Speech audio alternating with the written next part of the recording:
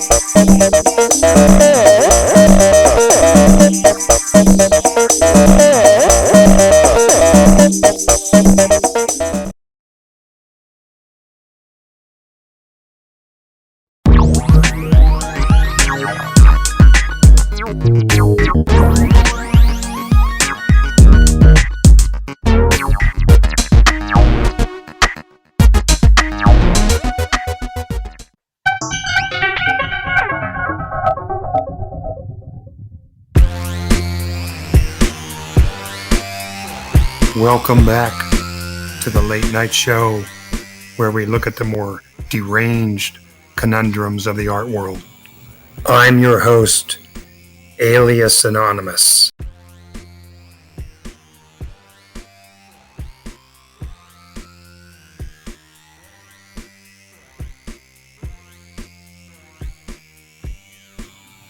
I want you to watch art damage. I want you to watch art damage. I want you to watch art damage.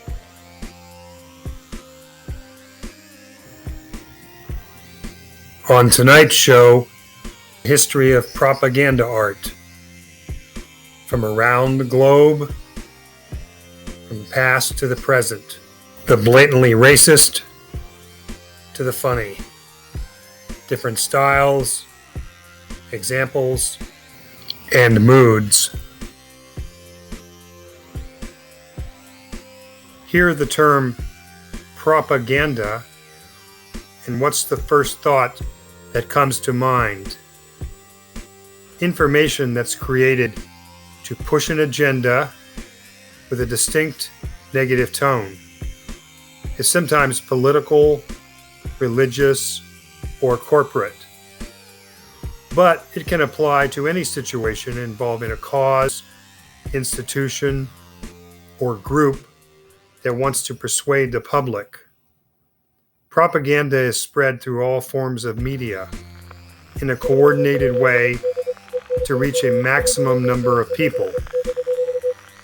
In fact, the origins and history of the term show it to be neutral before the modern sense of negativity we immediately associate with it. It began with the Catholic Church in 1622 when a new administrative body called the Congregation for Propagating the Faith was formed as part of the Counter-Reformation to bolster the Catholic faith in response to the rise of the Protestant religion. The root of the modern Latin word is propagare, meaning to spread, to propagate. Propaganda art, in its visual form, is the most widespread type, as it uses bold, provocative imagery that anyone can comprehend, because it doesn't depend on language primarily to capture the attention of a passerby on the street. The graphic styles evolved over centuries are an art unto themselves, using basic geometric shapes and colors to convey ideas of patriotism, enemies, heroic workers, traitors from within, and blissful families who obey their leaders. Visual scale within propaganda art depends on the idea that's being expressed. A giant octopus with the American flag on its head, reaching its tentacles across a map of France. A tiny man being squashed by a pointing finger because his loose talk got a U.S. ship sunk in World War II. a communist true believer standing atop the globe with a large banner. The enemy is often depicted as an inhuman brute, demonic, ugly, ready to snatch our innocent women and children and take them away. Our people are paragons of righteous virtue, strong, masculine, feminine women who tend the home with care and love. People striding to battle or work.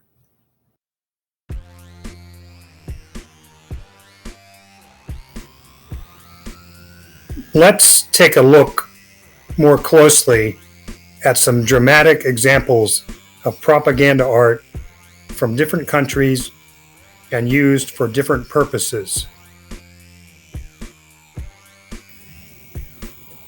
First up is a Soviet space race poster from 1960 by Konstantin Ivanov titled "The Road is Open for Humans." It is about the launch of Belka and Strelka, two dogs, into space before the first human missions. It's a classic portrayal of scientific heroism in the name of communism forging the human future. Basically, three contrasting colors, red, beige, and blue, with a bit of gray, black, and white. A stalwart man in profile looking into space who represents communism, holding a rocket with the images of the two dogs who are about to go off into space. The man is outsized in relation to the Earth behind him. The orbit of the rocket is shown in a white spiral around the globe.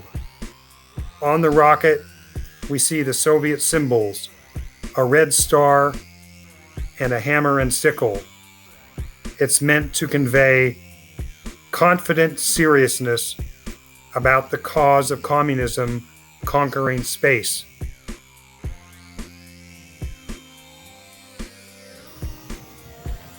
Next, we go to India and look at a poster titled "Our Noyane," No More Injustice, used by the Hindu Nationalist Party BJP in a West Bengal election in 2021. It's an example of a right-wing party appropriating traditional leftist images from the Soviet era for its cause. A huge raised fist breaking free from shackles. Two strong men supporting it. The poster is composed of three distinct colors: white, black, and saffron. Saffron being the color that represents bravery, sacrifice, and purity.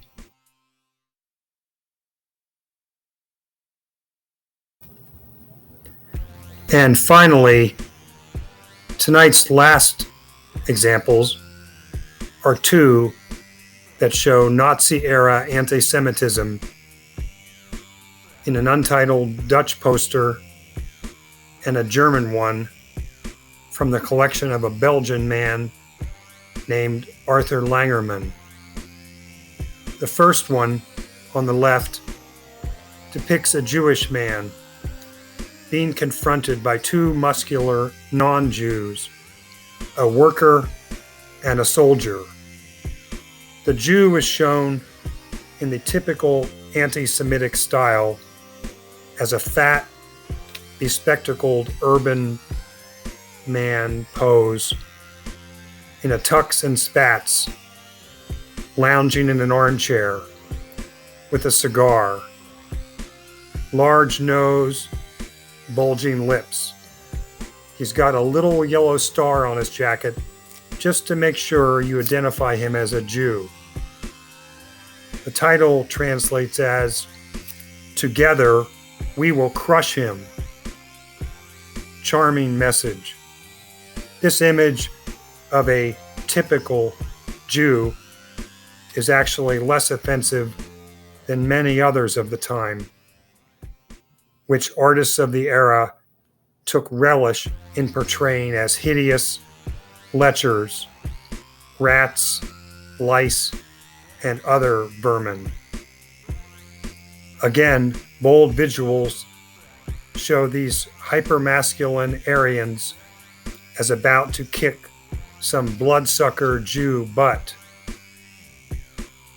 The second poster shows yet again an urban Jew. Top hat, fancy clothes, huge drooping nose, scowling face, being pointed out by a giant finger. Attention, Jew, presumably being identified by society as a dreaded Jew.